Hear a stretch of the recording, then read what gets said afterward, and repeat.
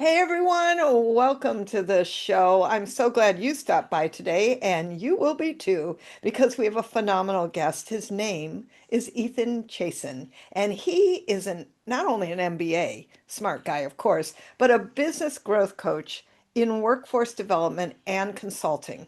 Ethan is singularly focused on helping organizations unleash their people's untapped potential and create amazing workplace cultures. He also, get this, is the author of two books called Bulletproof Your Career in Turbulent Times and The Compassionate Organization. He's also the host of a wonderful podcast called Chazin-the-Dream.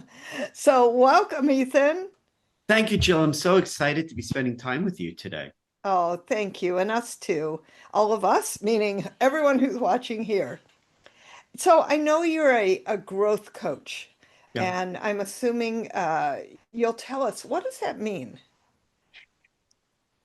It's the singular focus on helping organizations grow strategically, whether they have 5 employees and they're looking to just kind of get post startup, or whether they have thousands of employees. But when I say strategic, it's around all the decision making you make from a people first perspective. And the end result is to grow in such a way that you build an amazing workplace culture. And then you can derive the benefits of that, the many benefits that come from that. I love that. But you talk about redesigning client workforces Oh, on yes. employee ROI. Tell us about that. Oh, yes. So the first thing I do when I'm fortunate enough to have conversations with organizations who genuinely care about these things, because that's actually the first criteria. They have to care enough about their people that they want to focus on building this kind of great place to work culture. And so the first thing I do is I look at individual goals. You call them KPIs or however you want to reference them. But the key performance indicators, the goals, are 99 times out of 100 just wrong. And they're wrong because they don't take into consideration the fact that goals should be built out at 3 levels: individual based, team based, and then the last, and certainly not least, is the organization's goals.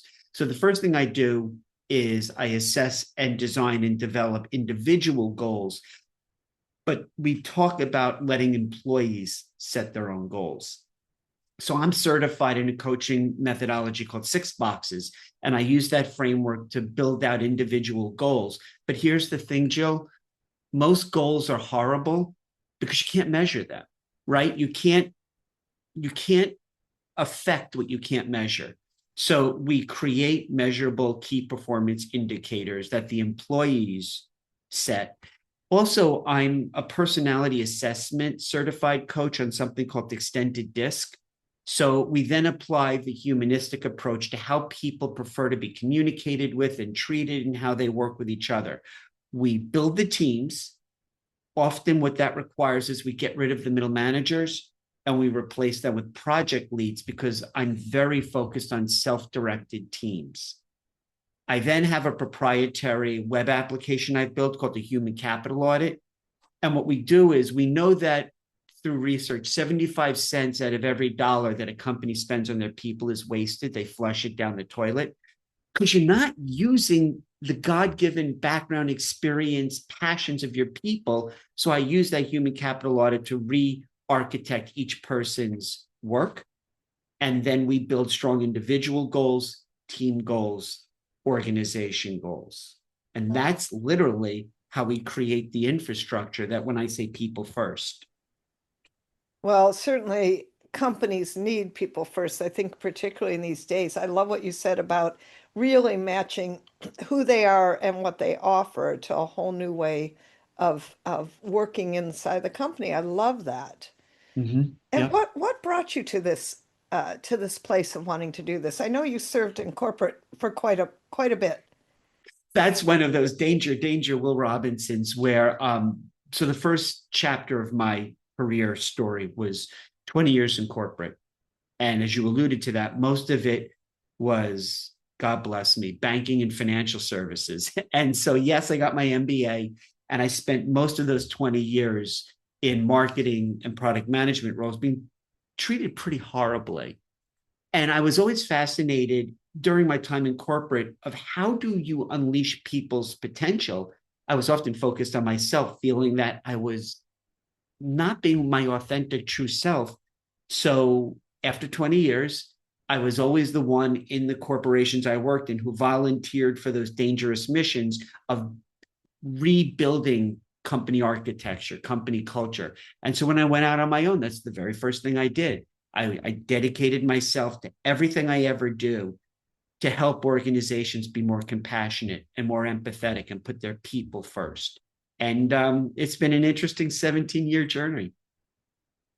Love the fact that you're doing that now and obviously making a big difference for companies. What do you see as the really big number one problem? I mean, I know you've defined the people first, but is there anything you want to add to that? Many things, but I know we have a constraint of time. Here's the challenge that I'm often faced with. It's the necessary shift in mindset within most organizations where they stop thinking about their people as assets.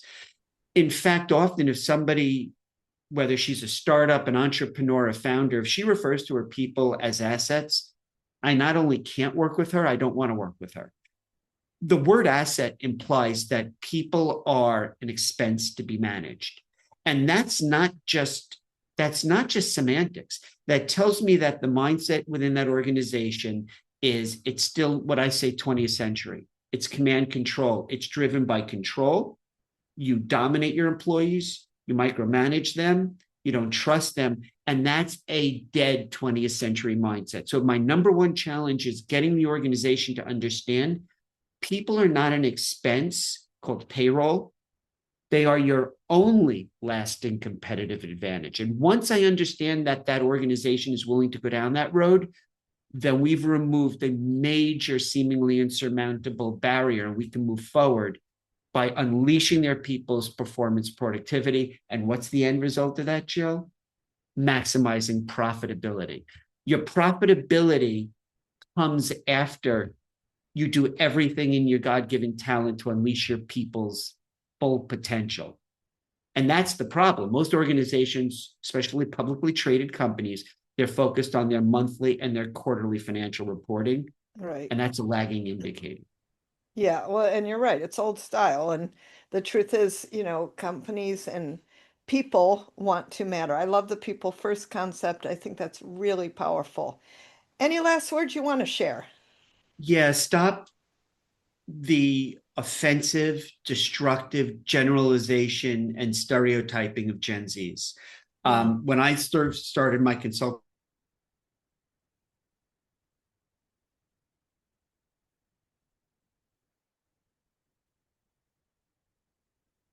career talks to over 15,000 people, there is an implicit assumption that Gen Zs are just not a capable segment of the workforce, that they come with a whole bunch of baggage. No, nothing could be further from the truth. The organization's responsibility of its senior leadership team is to take the now 6 generations, including the alphas, who are coming to your organization and get them to play nicely in the sandbox. That's your job as a leader. That's my I love biggest that. observation is, and that requires a refocusing of talent acquisition and talent management by putting people first, by hiring for skills and characteristics and personality, and then the work you can teach them on the job. That's my Mm. number one swan song recommendation to anybody, whether you're starting a business or you've got 100,000 employees. That is great advice. Ethan, thank you so much for being here today and all the value you brought to all of our people. And people first is all I can say. And culture eats strategy for breakfast, lunch, and dinner. I love that. Thank you. Thank you, And Jim. thank you, everybody, for stopping by and hope that this was of great value to you. I know it was. Appreciate you, Ethan, and appreciate all of you out there. And go check out JillLublin.com. Lots of resources for kindness, for publicity, for getting you out into the world. Take care and ciao for now.